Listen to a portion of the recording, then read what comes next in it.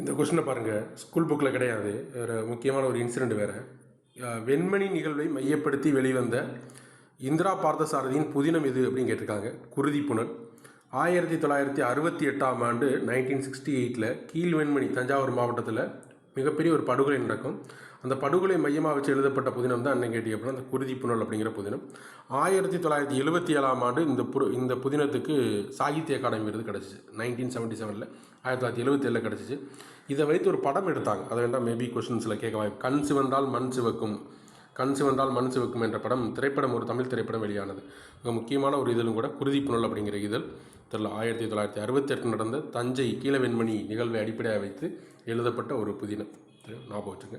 இது காங்கிரஸ் அமைப்பிற்கு சாதகமாக செயல்பட்ட மதராஸ் இளைஞர் குழுவை ஒருங்கமைத்தது கிருஷ்ணபாய் நிம்கர் அப்படிங்கிறவர். இது ஞாபகம் வச்சுங்க. இது புதுசாக இருக்குது. புதுசுனால என்ன செய்யும், நம்ம ஞாபகம் வச்சுக்கிறோம்.